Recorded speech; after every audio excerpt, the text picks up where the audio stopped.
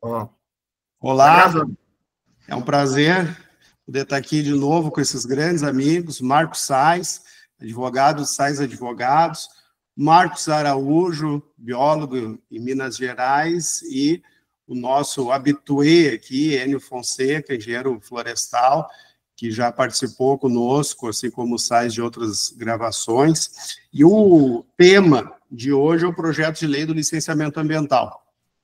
Eu tenho visto muitas críticas ao projeto de lei e ao estudá-lo, a gente fica, de certa forma, entendendo o porquê das críticas, mas quando se vai racionalizar, de fato, as críticas, para mim, invertem. Eu critico quem está criticando o projeto, óbvio, como qualquer projeto, a gente pode citar o Código Florestal, etc. Ele nunca vai ser perfeito, porque justamente o Congresso, ele contempla, ele faz essa mediação aí entre os diferentes atores da sociedade. O fato é que a gente nunca teve, no Brasil, uma lei federal sobre licenciamento ambiental.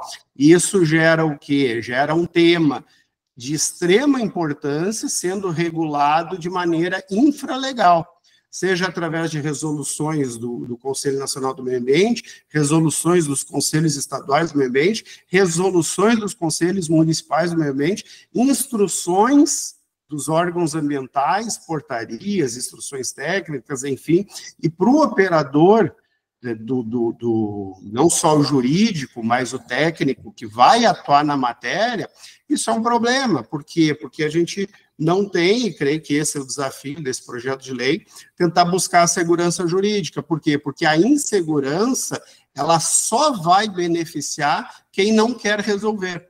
Esse é um fato que a gente precisa avaliar. E um outro ponto também é justamente a gente entender que os instrumentos da Política Nacional do Meio Ambiente, eles não devem se confundir.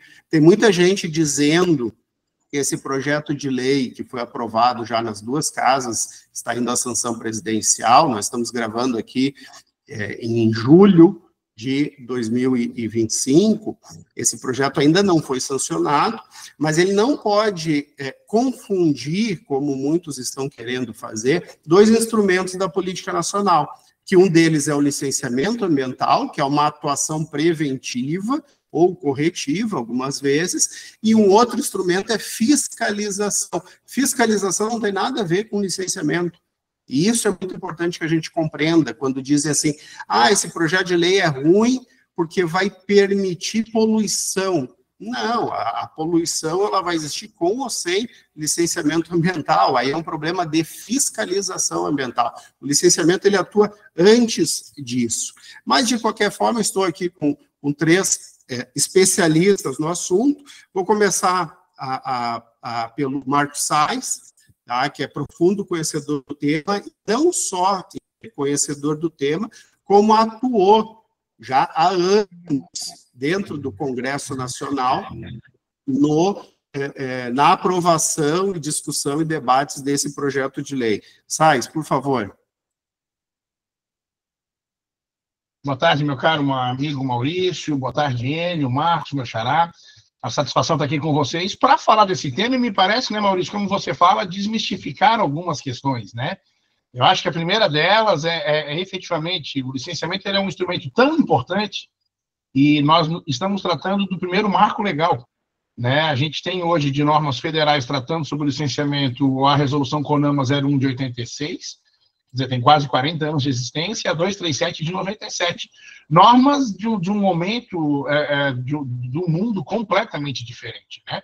Sequer poderíamos estar fazendo isso aqui por meio da internet, porque elas precedem a internet, as normas que nós temos de licenciamento ambiental. O que nós vimos, quando veio a pandemia, precisou fazer audiências públicas virtuais, teve que fazer nova resolução do CONAMA para tratar do assunto.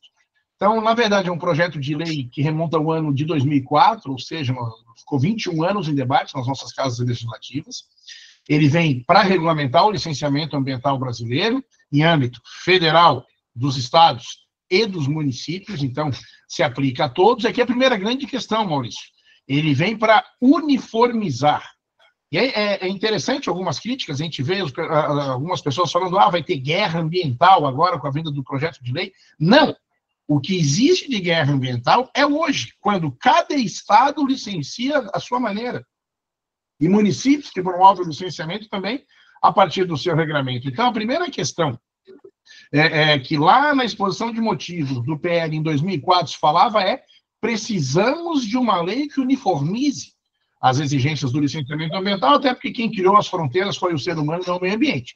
Então, essa é a primeira questão. O PL ele tramitou até 2021 na Câmara dos Deputados, uma série de reuniões, setores da sociedade civil participando, auxiliando, ajudando, diversos relatores participaram, né, foram relatores do PL, houve audiências públicas, houve um dia que o plenário da Câmara virou comissão geral, que é quando os especialistas ocupam o plenário lá da Câmara para poder falar sobre o assunto. Então foi amplamente debatido e foi aprovado em 2001 e nosso sistema bicameral remetido ao Senado Federal, que passou os últimos 4 anos debatendo esse assunto.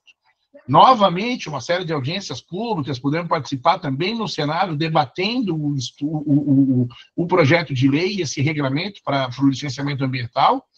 E aí, em maio deste ano, com uma ampla maioria, 54 votos a 13, o PL foi, com 32 emendas, aprovado também no Senado Federal. E na semana passada, ele foi, né, voltando para a casa de origem, onde as emendas são analisadas. Das 32 emendas, 29 foram aprovadas integralmente, 2 com alterações, 2 revogadas e uma foi aprovada com pequenas alterações. Ou seja, nós temos um texto que foi objeto de debate ao longo de mais de 2 décadas para a gente finalmente ter essa regulamentação. Que, como eu disse, além de uniformizar, ela tende e vem em boa hora para simplificar o licenciamento ambiental brasileiro.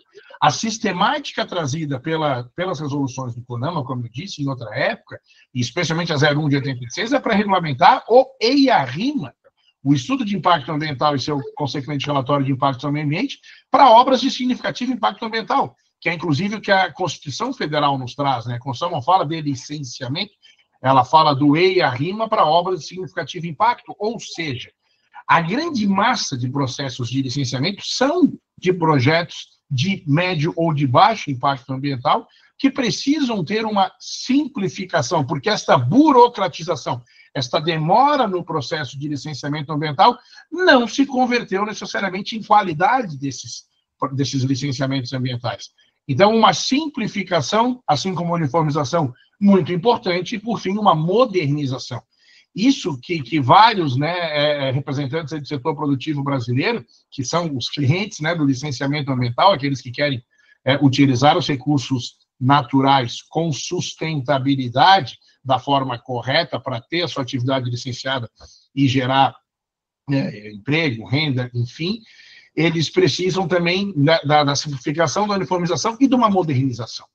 Né, como eu disse antes, trazendo novamente, criando banco de dados, tenho certeza que os colegas vão falar mais sobre isso, né? Eu participei uma vez de um projeto que para um projeto, numa mesma área, foram realizados 17 EIA-RIMs. Quer dizer, você não tem essa necessidade disso sequer, né? Vejo o Marcos balançando a cabeça, especialista no assunto muito mais do que eu. A gente precisa que esses estudos eles tenham complementariedade também, que a nossa comunidade acadêmica, científica, possa entender e estudar esses estudos para a gente ter um diagnóstico correto também né, de todas as áreas aí onde nós temos projetos e empreendimentos. Então, temos muita alegria com a vinda do projeto de lei, que consegue, ao uniformizar, simplificar e modernizar, trazer aquilo que Maurício fala na abertura, de uma segurança jurídica. Como dito, o projeto, né, nós estamos gravando agora, o projeto foi enviado na sexta-feira da semana passada para o presidente da República, para ele fazer a sanção do projeto, ou então alguns vetos. Tem uma questão importante aqui e primordial na minha visão. Você tem que entender o que é gostar ou não gostar do projeto de lei e se tem alguma inconstitucionalidade, alguma ilegalidade no projeto de lei. E me parece que essa análise ela é muito importante de ser feita e pela ampla maioria, como eu já falei, nas 2 casas legislativas, nas aprovações, me parece, na minha opinião, que o presidente devia se atentar mormente a isso. Porque também, se ele promover vetos, para quem não conhece exatamente o nosso sistema, né, legislativo, eles voltam ao Congresso Nacional. e esses vetos são analisados no primeiro momento pela Câmara dos Deputados. Se ela derrubar esses vetos, pelo Senado. Se derrubar esses vetos, a lei é publicada, né, na versão que foi aprovada nas nossas casas legislativas.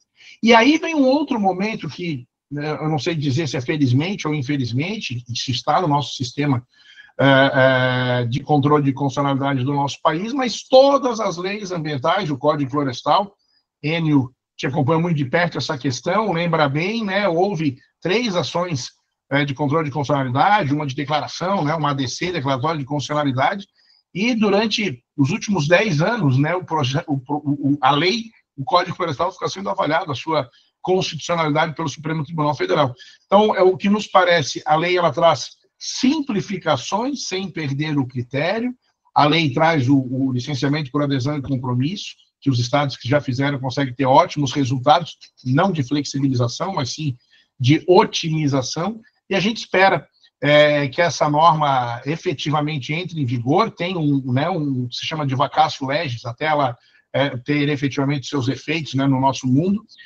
jurídico, ela entra em vigor 180 dias após a sua publicação. Então, eu anseio muito, ainda, Maurício, a gente está aqui no portal para conversar sobre os efeitos da entrada em vigor, finalmente, do marco legal, que veio para uniformizar, simplificar e modernizar esse importante instrumento que nós temos do licenciamento ambiental brasileiro aqui, para que a gente possa efetivamente ter uma sociedade que consiga empreender da forma correta com segurança jurídica. Antes de terminar essa minha fala introdutória, eu queria dizer que eu concordo em gênero, número e grau, que o limbo que existe hoje em dia, ele acaba dando protagonismo para áreas que não deveriam ser protagonistas do licenciamento ambiental. Licenciamento ambiental é um estudo técnico, com normas bem redigidas e que tecnicamente deve ser avaliado pelo órgão licenciador. Então, me estranha muito ver setores muito bem definidos da nossa sociedade, com críticas, com o devido respeito, me parecem vazias, são narrativas, porque quando você conversa especificamente sobre o texto, fica muito difícil ele ser criticado ou atacado a sua constitucionalidade, que me parece que essas pessoas gostam desse momento em que a gente vive de insegurança jurídica e de um sem número de exigências que não trazem ganho algum, para ter esse protagonismo. Está na hora do nosso país efetivamente buscar a sustentabilidade, que é aquele tripé: eixo ambiental, eixo social e eixo econômico. É isso que se busca com o licenciamento ambiental, eu não tenho dúvidas, trabalhando nisso ao longo de mais de 2 décadas, que a vinda de uma regra clara e objetiva, valendo para todos, vai trazer muito ganho para a gente, meu caro. A experiência que eu tenho com os empreendedores, trabalhando em órgão público quanto no escritório, é justamente o seguinte: olha, eu quero saber o que eu preciso para fazer isso dentro da lei, ponto. E é isso hoje não tem.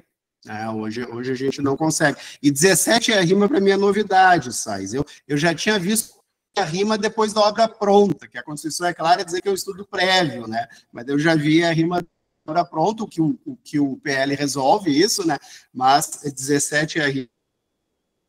Realmente são aquelas coisas absurdas aí. Eu vou manter a minha câmera fechada quando eu não estiver falando, porque eu estou vendo que a internet aqui não está muito boa. E Marcos, tu tá me ouvindo aí? Sim, estou ouvindo muito bem. Então, por favor, contigo a palavra e faça a tua abordagem, meu amigo. Bom, primeiro eu queria agradecer o convite para participar desse debate com pessoas tão ilustres, e eu queria destacar a importância disso, porque no Brasil nós estamos precisando de reunir os operadores do direito, então nós temos 2 advogados, com os profissionais das ciências ambientais. Vocês do direito ambiental já fazem isso há mais tempo, tem um Enio que colabora aí com vocês, que é um grande profissional aqui de Minas, e isso no Brasil é muito pouco. Tem um jurista norte-americano que ele fala muito claramente que o poder e a legitimidade da legislação ambiental, ela deriva da ciência ambiental e não da ética. Então, todas as leis relacionadas à biodiversidade, elas têm a ver com a ciência ecológica e, no caso da poluição, redimediação, com a toxicologia. Então, nós precisamos voltar a reunir os profissionais. Só que no Brasil nós temos uma certa dificuldade.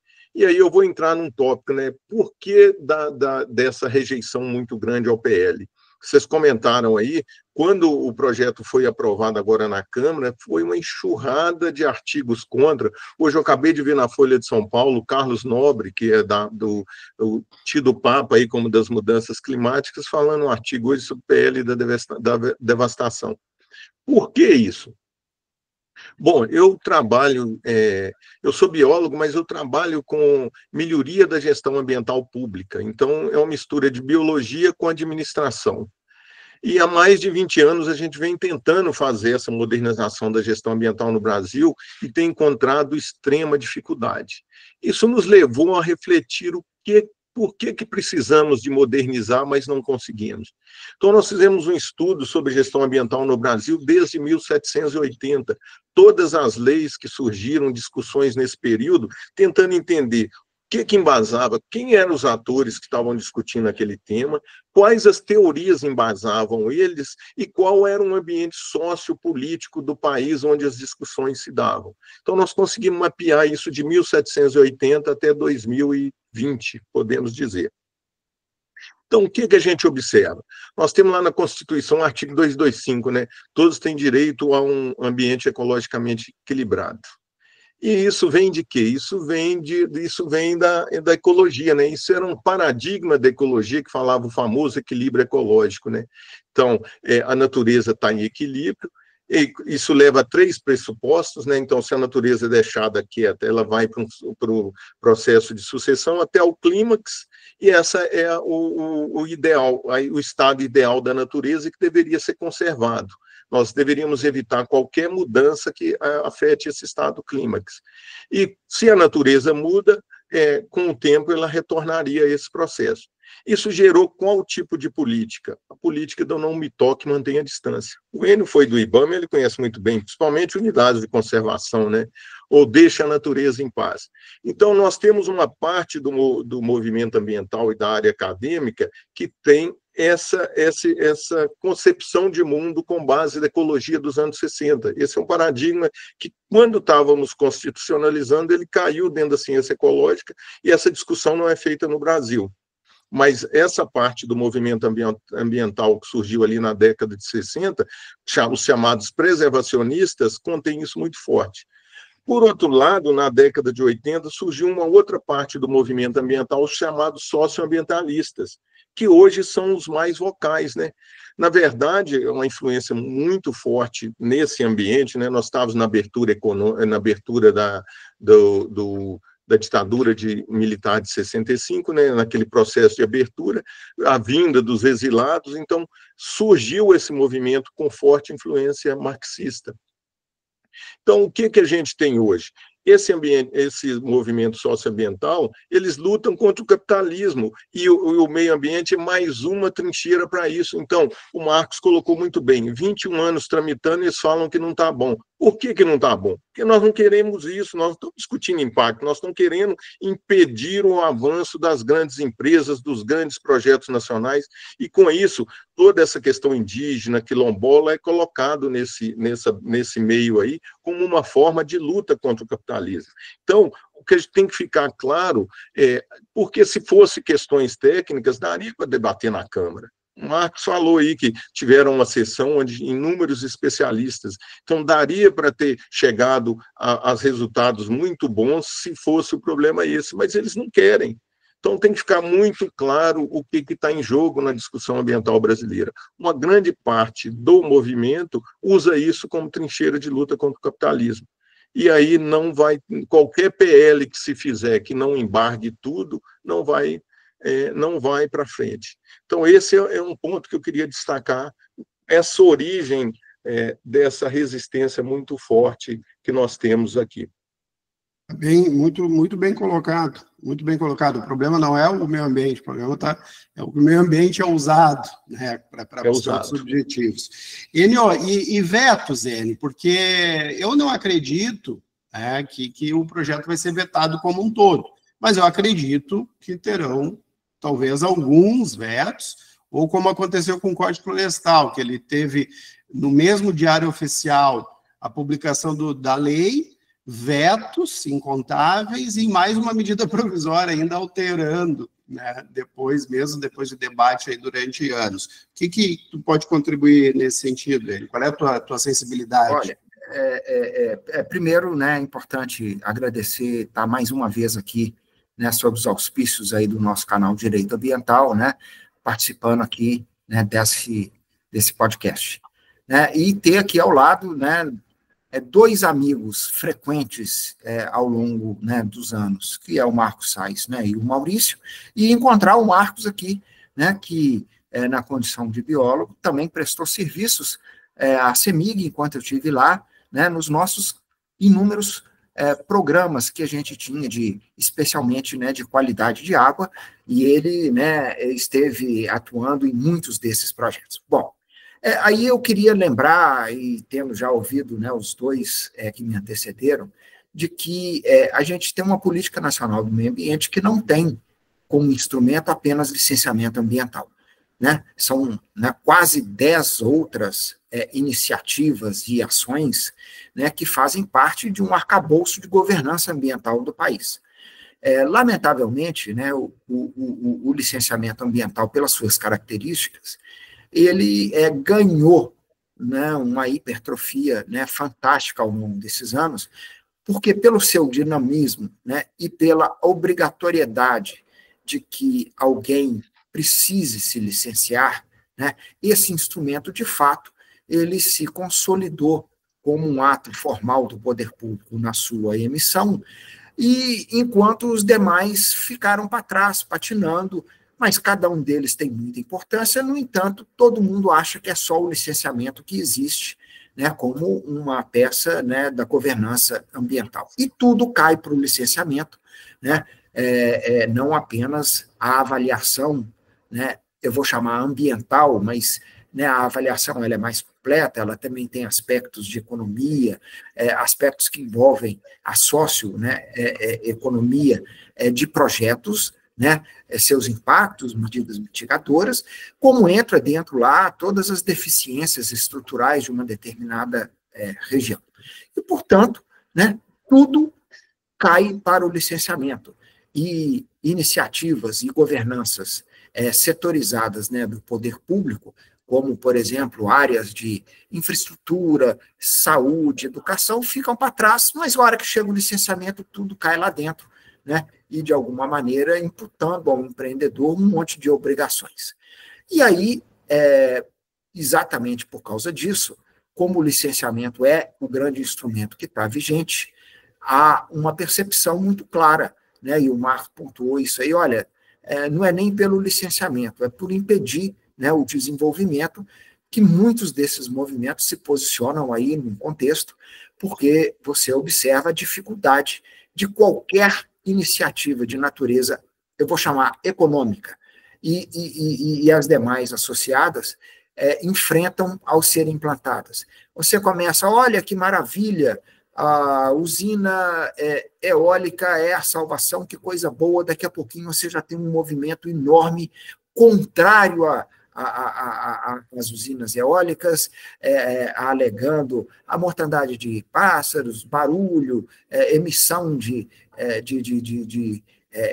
até de ondas que causam câncer. A mesma coisa vale, a energia solar é muito boa, daqui a pouquinho, olha, mas isso aqui está impactando áreas produtivas. Aí você fala, eu vou fazer estrada, a estrada não pode, eu vou fazer usina hidrelétrica, não pode, olha, eu vou agora cuidar de implantar licenciamento de uma maneira mais otimizada, então, também não pode, e aí você fala assim, realmente, né, tem um movimento que objetiva travar o desenvolvimento, não apenas do Brasil, mas também de países do terceiro mundo, e eu, escutando o Marcos, eu lembrei do livro Máfia Verde, né, que tem o Lourenço Carrasco como editor, que tem, né, um pano de fundo muito próprio ao que ele disse.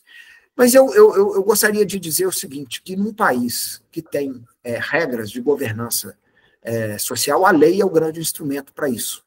E aí você tem uma Constituição e tem um conjunto enorme de legislações de todas as áreas. Só na área ambiental, uma vez nós fizemos um levantamento, né, junto com a Verde Gaia, utilizando inteligência artificial, o Davidson foi um dos autores, né, o Ricardo Carneiro foi outro, e eu também, foram 60 mil normas legais em todas as esferas que dizem respeito aí aos temas afins a essa questão aí, vou chamar socioambiental, né, e tendo, claro, o pano de fundo, né, o licenciamento.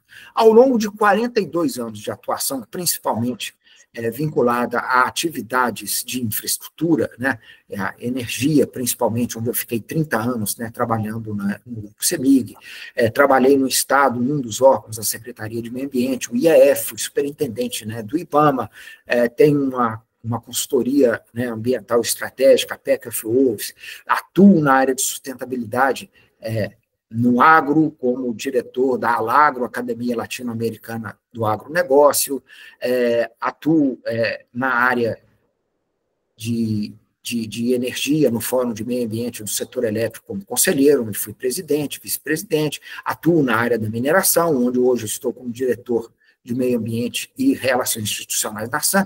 A gente tem a clareza de que, primeiro, o brasileiro gosta de legislação, ele gosta de ver uma lei, né? Ele sempre se pauta por se tem uma lei eu vou descumprir, né? Alguns falam assim, se tem uma lei eu vou cumprir, e se não tem lei, que coisa boa, eu vou acelerar e vou botar para quebrar. Mas esse aspecto do desejo da legislação, ele encontra um pano de fundo que é muito importante, é o seguinte, quem é que faz legislação? É a bel prazer, é cada um individualmente que pode estabelecer regras e normas para a sociedade? Não, é o Poder Legislativo. E o Poder Legislativo tem as suas instâncias, a Câmara Municipal, né, as Assembleias Legislativas, no Congresso Nacional, a Câmara e o Senado. Esses são os órgãos que têm, pela Constituição, o poder de legislar. E aí eles competem, né, seguir esse princípio, né, de competência para fazer as regras e a legislação. E aí volta de novo aquela premissa. Olha, primeiro, eu não concordo e não gosto do Congresso. O Congresso é venal, o Congresso é vendido para o setor produtivo e, portanto, qualquer coisa que o Congresso faça que não seja do meu agrado, eu vou condenar. E a gente tem, nesse momento, uma situação muito adequada para essa fala. Muita gente não quer esse projeto que otimiza e padroniza uma etapa de toda essa governança, que são critérios de estruturação, de montagem de processos, e ele não avança em como que você vai fazer os estudos, não diminui competência e atribuição de EIA e de outros estudos. Isso tudo está num monte de outras legislações. O que a partir desse instrumento, dessa lei geral, é uma padronização que é boa para todos os segmentos, porque ela permite que muitos avanços que já estão na legislação dos estados possam ser incorporados por uma legislação federal, o que vai evitar em muitas situações, o que nós temos visto, que o Estado avança na legislação e algum movimento entra no STF dizendo que o Estado está indo além do que a legislação federal diz, ou que não diz, que ela não existe, e o STF, então, manda dizer ao Estado que aquilo ali tem que ser indeferido, porque ele não está de acordo com a legislação. Então, a primeira coisa o Poder Legislativo precisa ser respeitado, é preciso entender que o parlamento é a casa do povo, lá tem legisladores que foram eleitos, né? E o que a gente assiste hoje, né, é um desenho que prejudica muito esse entendimento de poderes compartilhados, que é um ativismo judicial enorme, que não está apenas no Poder Judiciário, mas a gente observa isso também em ações de segmentos da sociedade, o ativismo, e aí ele não é judiciário, mas também no Ministério Público e órgãos de controle, e que vão fazer que, com certeza, uma iniciativa importante como essa, ela vai ser judicializada, né, no âmbito do STF, com o risco de que o STF, que hoje legisla não ao pé da lei, da Constituição, mas ao pé da interpretação, né, dos ministros, possa promover retrocesso nesse avanço que levou 20 e tantos anos para ser construído. É isso aí como a primeira contribuição. Obrigado, Enio. Eu queria trazer aqui um ponto que num dos julgamentos que a gente teve no escritório foi utilizado dessa palavra pelo desembargador no momento do julgamento, que o licenciamento ambiental não é uma gincana, né? Ele usou essa palavra gincana, e eu acho, e desde então eu tenho repetido isso aí faz para mais de 10 anos, e porque justamente essa ausência de previsibilidade que faz com que muitos processos de licenciamento pareçam ser, sim, uma gincana, onde tem que alcançar objetivos, aí quando alcança aquele objetivo, outros objetivos se criam e assim por diante. E isso não é política ambiental. Aqui o Enio foi muito feliz, o Marcos também, nessas colocações. O objetivo da política ambiental é andar para frente com equilíbrio. A política nacional do meio ambiente é muito clara nesse ponto, fala várias vezes a questão de equilíbrio. Eu quero fazer um destaque aqui de alguns pontos extremamente positivos, na minha visão, tá, da lei. Por exemplo, licenciamento corretivo. Maurício, mas isso não é novidade. Olha, gente, para muitos órgãos, e principalmente órgãos municipais, o licenciamento corretivo é, sim, uma novidade, porque há casos que o empreendimento já está operando e o órgão ambiental exige uma licença prévia, uma licença de instalação, mas o empreendimento já está operando. Então, o fato de ter numa lei essa possibilidade, ela traz segurança jurídica, porque talvez alguns não conheçam, mas existe isso nesse Brasil gigante aí, de pedir licença prévia para algo já operando. Eu falei antes de EIA-RIMA, também para atividades já operando, que é uma aberração, e o licenciamento corretivo, ele pelo menos ele traz essa roupagem, assim como o licenciamento único. Lembrando que LP, LI e LO, ela é focada muito em questões de indústria. Tá? Às vezes nem infraestrutura porque LO numa obra de infraestrutura, numa estrada, também ela não tem muita pertinência.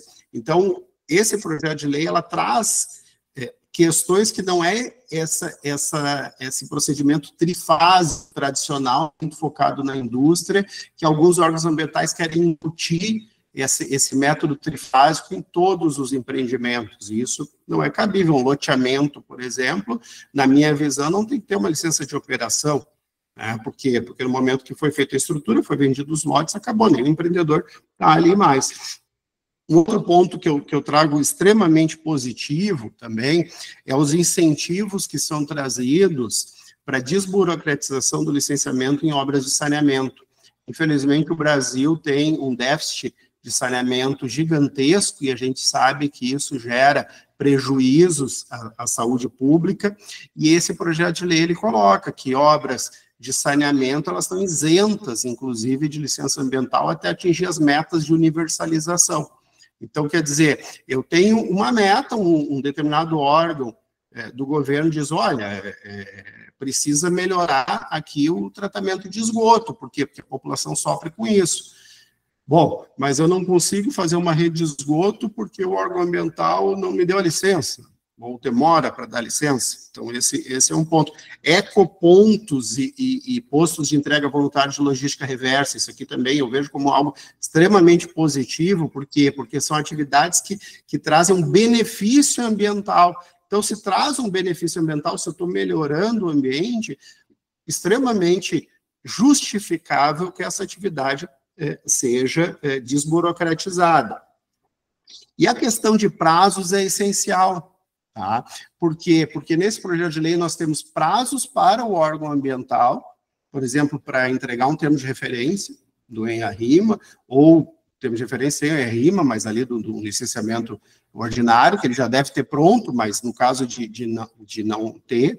Então, o prazo para entregar um termo de referência parece algo simples, mas não é. Sabe? Porque às vezes um termo de referência ele pode levar mais de ano para ser entregue.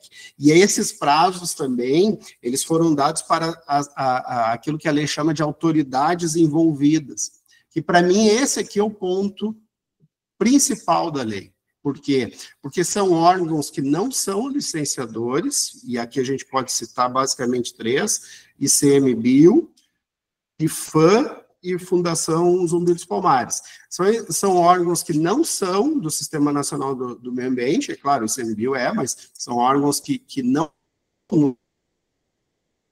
e que, por vezes, tinham, ou tem até hoje, porque a lei não está publicada, a capacidade de implodir um processo de licenciamento ambiental. De que forma? Né? Não decidindo. Por quê? Porque a não decisão é a pior das decisões na administração pública. A omissão é uma decisão. É uma decisão de não analisar o processo. E o projeto de lei, ele traz isso. Olha, tem tantos dias aqui para manifestar, o processo vai continuar, e agora continuamos aguardando a sua manifestação. Então, são pontos que eu vejo extremamente positivos, por quê? Porque a gente tem que entender a toda a sociedade, a todos os setores. Se tem um poder de vetar, se tem um poder de criar obrigações a terceiros, tem responsabilidade que venha junto com isso. E o prazo é uma das formas, né, de responsabilidade. Sais, como é que o setor econômico está vendo esse projeto, Sais? Bom, meu caro, está vendo, anseia por esse projeto, né? Como eu disse, eu tenho, nos últimos 12 anos, ido a Brasília, pelo menos uma vez por mês, tratar desse assunto, representando aí alguns setores, né, do setor empresarial brasileiro, que acaba tendo muito esse licenciamento. Enio, várias vezes nos encontramos, né, do setor elétrico, especificamente, mas setor da construção, de obras pesadas e todas essas questões, mas eu acho muito importante, Maurício, nesse sentido, você falou de alguns pontos importantes trazidos pelo PL e que acabam sendo objeto de crítica, e aí me parece uma crítica por quem quer fazer a crítica pela crítica, e talvez por não entender o licenciamento ou querer continuar com o limbo que existe hoje em dia. Você fala das autoridades envolvidas, esse assunto talvez o que a gente mais tenha debatido ao longo dessa última década, e você falou do ICMBio, IFAM, Palmares, mas ainda cito a FUNAI, cito o Ministério da Saúde, que em alguns casos tem que participar, e, de fato, colocar regra para isso. Olha, você tem prazo para se manifestar, não é vinculante, porque a gente tem que confiar nos órgãos de licenciamento ambiental, que são extremamente fiscalizados, e não tem poder de veto, que, inclusive, me parece que muitas vezes, né, quando tinha, especialmente em relação às unidades de conservação, podia até ofender o Pacto Federativo, se licenciando o empreendimento no Estado ou no município. E o ICMBio, por exemplo, tendo esse poder de veto. Então, acho que é realmente corrigir e regrar algumas questões que estavam em aberto na nossa legislação. A questão das dispensas, Maurício, que você tão bem falou, e aqui também tem obras, né, em faixas de domínio de ferrovias, de estradas, vários setores, dragagem e manutenção, além daqueles que você já citou, que foram considerados no licenciamento. E aí a gente ouve, as dispensas, o STF já disse que são inconstitucionais. Não, ele disse que quando normas estaduais estavam fazendo essas dispensas. Aqui está se entendendo, como você bem ressaltou, por exemplo, a questão de saneamento, que vale muito mais ter uma obra de saneamento edificada, ao invés de esperar 1, 2, 5, 10 anos para ter o licenciamento. Porque todas essas que estão nos artigos que tratam dessas obras que não precisam do licenciamento ambiental, fala que elas precisam cumprir as regras aplicáveis a si, né, as normas técnicas aplicáveis assim, vão ser objeto de fiscalização. Então, é uma sistemática nova de simplificação. Outro ponto citado, a LAC, muito ansiado pelo setor produtivo, não é autolicenciamento. Enio fala muito, e já citou, né, o exemplo também de Minas, eu posso citar de Santa Catarina, da Bahia, de Goiás, vários outros estados que têm o licenciamento por adesão e compromisso, você adere a essa sistemática, firma o compromisso, passa a ter responsabilidade, é um protagonismo ao empreendedor que passa a ser responsável, também na própria pessoa física de quem assina esse requerimento, então, extremamente rigoroso e também com fiscalização ambiental, e acaba deixando o tempo livre dos servidores do órgão ambiental para analisar matérias que efetivamente necessitam de um maior olhar técnico e de um investimento de tempo. Tem uma outra questão, às vezes é importante além de dizer o óbvio, que as medidas compensatórias devem ser exigidas e devem ter relação direta com os impactos que foram identificados no estudo de licenciamento ambiental. Lembro que o deputado Kim Kataguiri era o relator, ele sempre trazia os exemplos, né? Uma obra estava sendo feita no município, pediram um estádio de futebol como medida compensatória, não tinha relação alguma com os impactos, a gente cansa de ver isso, né? É o óbvio, identificou o impacto, né? Como a própria lei manda. Se ele for possível não ser causado, né? Evite, se não mitigue, se não compense, mas com relação direta. E aí tem ainda uma questão que eu acho importante, o setor produtivo tem sempre a dúvida, ok, a lei vai ser aprovada, ela vai ser publicada, quando que ela entra em vigor e quando, né, passa a valer para os meus projetos. E aqui, como eu já disse, ela tem a chamada vacatio legis de 180 dias, então efetivamente nós estamos falando que ela vai passar a vigorar no ano que vem, e quando ela passar a vigorar, isso aqui como é uma lei procedimental, é o que se chama de teoria do isolamento dos atos processuais. Então, ela, para projetos que já começaram, você vai permanecer com a normatização antiga até encerrar aquele ato processual. Então, não tenho dúvida, né? Dando exemplo, depois do caso a caso pode ter questões para conversar, mas se você começou o processo de licenciamento esse ano, a norma que vigora hoje vai valer até você conseguir a licença prévia. A partir do requerimento da licença de instalação, vai já vigorar a Lei Geral do Licenciamento Ambiental, da LO, da renovação da licença de operação. Essa questão do direito intertemporal está corretamente regulamentada lá no artigo 60 da lei, e te respondendo bem objetivamente, Maurício, com as inovações vindas, com tudo isso que se está ansiando, o setor produtivo espera com muito otimismo a vinda dessa lei, para poder fazer os empreendimentos da forma correta, tendo a segurança jurídica e sabendo as regras do jogo antes do jogo começar, meu caro. É isso aí, muito bem. Marcos Araújo, por favor, mais pontos polêmicos aí desse projeto, dá a tua manifestação para a gente, Marcos. Na verdade, assim, eu sou um otimista. Existe realmente, depois da aprovação do projeto, né, surgiu uma enxurrada de críticas, e parece até coordenada.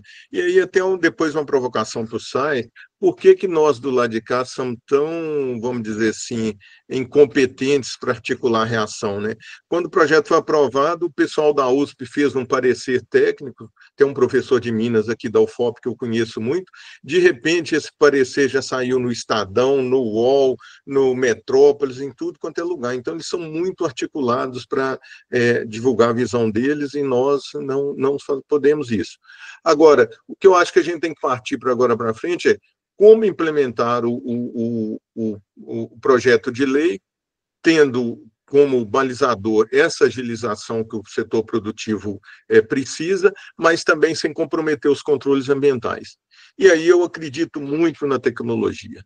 Então, como eu falei, eu já trabalho mais de 20 anos em tentativas de melhoria do setor da gestão ambiental pública, e nesses projetos a gente muitas vezes apelou à tecnologia. Por exemplo, nós fizemos o planejamento estratégico do Sistema Federal todo de unidade de conservação. 310 unidades de conservação no país. Como fazer isso sem tecnologia? Não tinha. Em 3 meses, nós desenvolvemos o chamado SIG, Sistema Integrado de Gestão Ambiental do ICMBio, que coordenava metas, negociava metas entre a sede e os gerentes das unidades de conservação, acompanhava a gestão dessas metas. O problema da descontinuidade no setor público, isso parou. Trabalhamos no projeto Áreas Protegidas da Amazônia, onde a gente criou o planejamento estratégico plurianual das UCs. Aqui em Minas, tentamos implementar o chamado SIGAP, né, Sistema de Gestão de Áreas Protegidas, para dar essa coordenação. Então, a gente já vem batalhando na tecnologia voltada para a área ambiental há muitos anos. E, ultimamente, eu criei uma startup e a gente estava tentando desenvolver a plataforma integrada de apoio à gestão ambiental municipal, que até dá o nome da startup, que é PH. Então, a gente chegou a fazer um modelo, não chegamos a fazer o produto comercial, mas o que a gente chama modelo, um MVP, né? Produto mínimo viável para testar essas coisas. E começamos em uma questão que aí tem a ver com licenciamento, que é o diagnóstico socioambiental no município, né? Qualquer plano que você vai fazer, você precisa de um diagnóstico. E aí o que custa caro nesses planos é o diagnóstico. Então, como colocar esses diagnósticos em banco de dados? Nós fizemos muito essa experiência e que nos permite, então, dar esse salto, como essa tecnologia pode apoiar a implementação do PL, que é estruturar os dados socioambientais do Brasil. O Marx falou em uma área, 17 estudos de impacto ambiental. Mas desses, praticamente podemos dizer que 80%, 90% dos dados são comuns. Por que tiveram que repetir tudo de novo? Por que não ter um banco de dados socioambiental, e aí o próximo empreendimento, olha, essa informação já está no banco, o que de novo que eu vou trazer para isso? Que é a chamada gestão da informação socioambiental, que não existe no Brasil, que a gente precisa fazer isso urgente.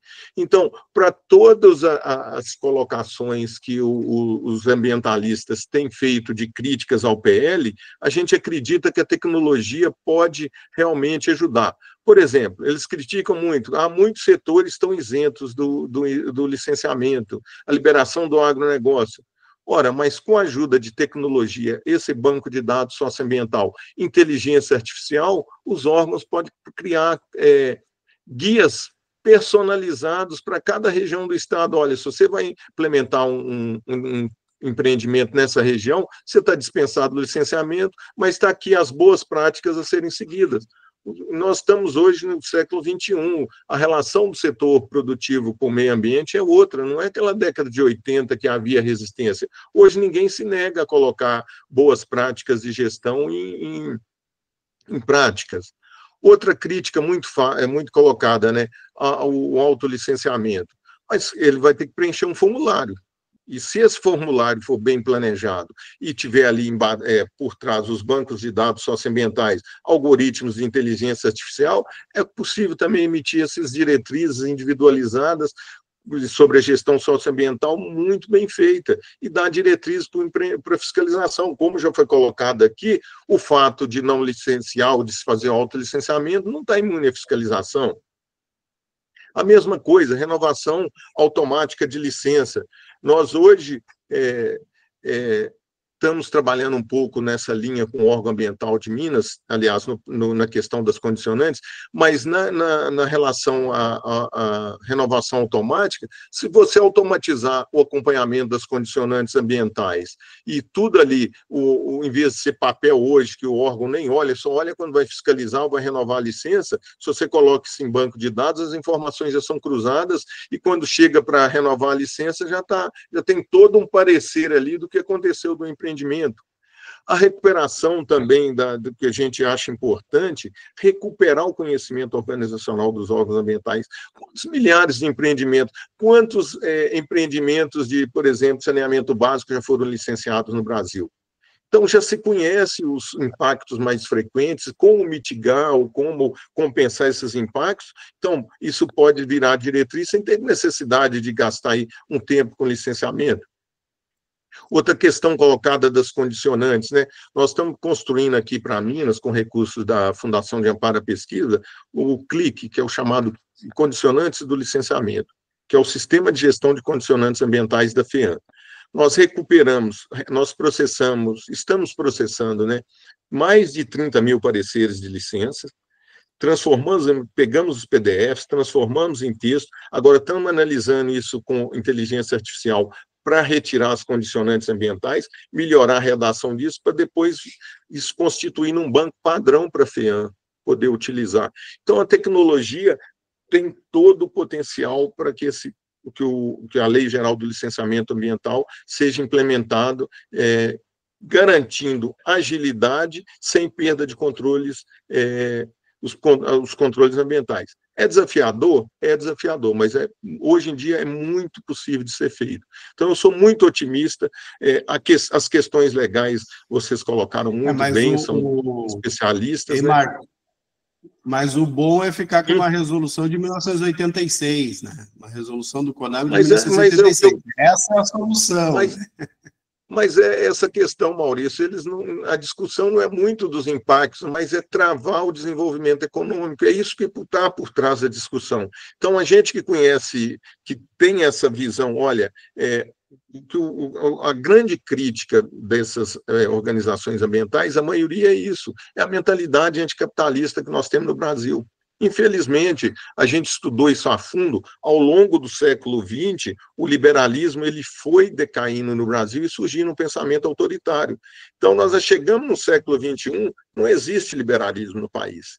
E isso levou a essa cultura da desconfiança, o empreendedor está sempre querendo dar nó cego. Não parto da confiança e da boa-fé com o cidadão, o usuário, o contribuinte. Então, nós temos uma questão cultural muito forte, que a gente tem que vencer, e eu acredito que podemos implementar, colocar um melhor sistema de licenciamento no mundo com o atual projeto aprovado, sem necessidade de mudança. Muito bem colocado. Enio,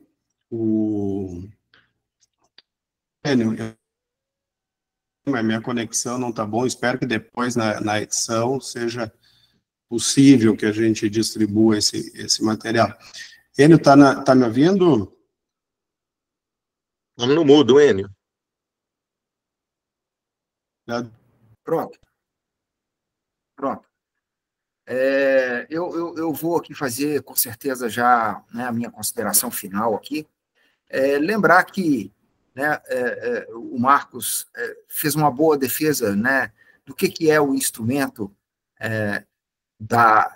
do licenciamento autodeclaratório através da assunção de responsabilidades absolutamente legais existentes e trazendo para aquele que assina, né, a responsabilidade de cumprir, né, as grandes questões e a legislação afeta, os instrumentos de governança, gestão e controle de poluição, né, e com certeza muita gente, né, vai criticar, como já tem feito. E aí é o seguinte, se não cumprir, olha, se não cumprir, você tem a fiscalização, você tem processo, você tem multa, você tem cadeia. É claro que a gente sabe que precisa de ter estrutura nos órgãos de fiscalização, né, como o IBAMA, os órgãos estaduais, para que isso possa estar acontecendo, mas você precisa também ter, né, uma atuação dos órgãos de controle também nessa linha, mas não é porque está na responsabilidade de quem assina a competência de fazer bem feito, que você vai jogar o instrumento fora porque alguém vai descumprir. E, da mesma maneira, a história do licenciamento prioritário, existem também regras, Minas Gerais tem esse licenciamento prioritário para obras públicas, né, e privadas, regras definidas, índices e indicadores que vão enquadrando o empreendimento para que ele possa ser prioritário, tem um decreto que estabelece esses procedimentos todos, e aí ele, enquadrando, ele segue para um licenciamento, né, que tem um encaminhamento de natureza otimizada. Né? No caso de Minas Gerais, hoje, nesse momento, são as superintendências da FEAM regionalizadas que tratam os projetos prioritários, e no projeto de lei é o Conselho, né, de Ministros que vai conduzir aí o encaminhamento. Mas, tendo regra e definição clara do que é prioritário, a gente não tem dúvida de que isso possa ser bom, porque já é bom nos estados que tem. Eu aproveito aqui, então, para agradecer mais uma vez, Maurício, os dois Marcos, né, aqui essa oportunidade dessa convivência que a gente teve aqui nessa 1 hora de discussão. Muito obrigado pela participação. Eu convido o Marcos Araújo a fazer as suas despedidas aí, suas alegações finais, que daí a gente vai encaminhando aqui para o encerramento. Bom, eu também gostaria de agradecer o convite. Eu acho que o debate foi ótimo e precisamos fazer isso mais vezes sobre outras legislações. Eu convido aí o Marcos Sais a convencer, como ele tem contato com mais forte com o setor produtivo, a convencer o setor produtivo que a gente precisa investir mais nessa divulgação.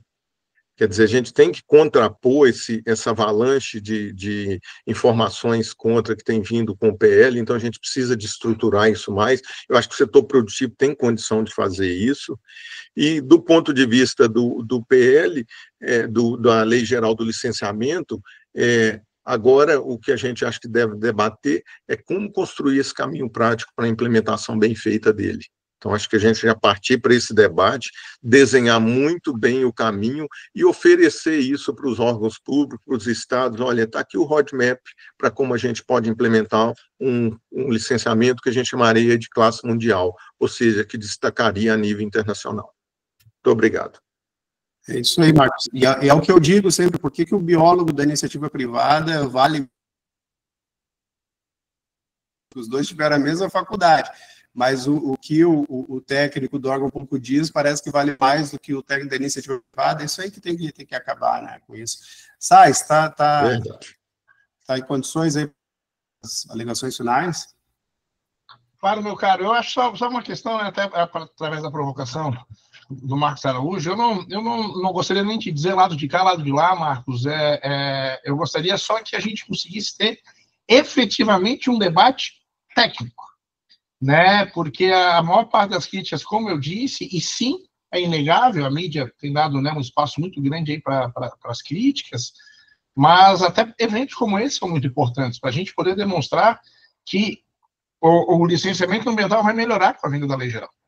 Eu não tenho dúvida sobre isso, estou aqui com pessoas que militam também há décadas aí no licenciamento ambiental. Então, acho que isso é extremamente importante, o setor produtivo tem visto isso, tem se posicionado, não sei como fazer para a mídia dar mais espaço, ou dar pelo menos o mesmo espaço, ou ter debates efetivamente sobre o projeto de lei, poder conversar sobre a LAC, ao invés de simplesmente demonizá-la, poder conversar sobre as autoridades envolvidas. Acho que nessa uma hora a gente conseguiu demonstrar muita coisa aqui.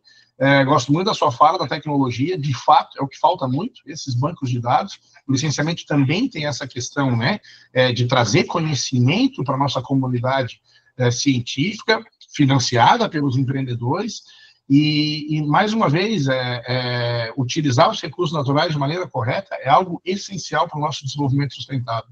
Pobreza não traz desenvolvimento sustentável. Favelização não traz desenvolvimento sustentável. Obras irregulares sem fiscalização não trazem desenvolvimento sustentável. Quem faz desenvolvimento sustentável nesse Brasil é o empreendedor que faz o licenciamento da forma correta, é o empreendedor que faz a sua atividade, né, licenciamento aqui eu estou falando ambiental, urbanístico, enfim, e paga os impostos.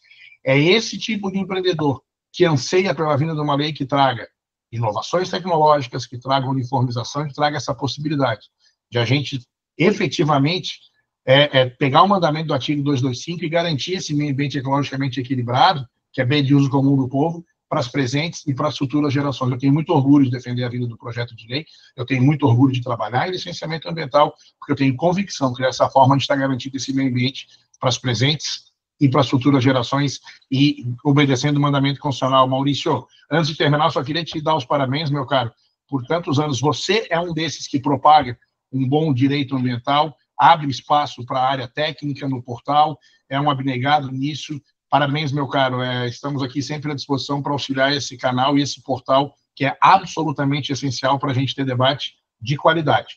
Não de narrativas, mas debate, sim, de qualidade. Muito obrigado e parabéns, meu amigo. Muito obrigado, meus amigos, tá, por contribuir.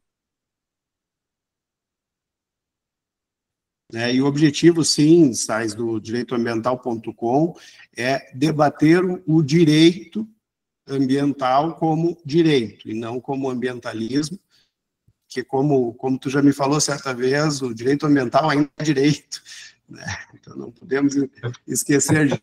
Muito obrigado a todos, eu lamento que deve ter acontecido algumas falhas, eu espero que o material tenha qualidade para ir ao ar, que vai ter publicado aí no site em breve. Obrigado.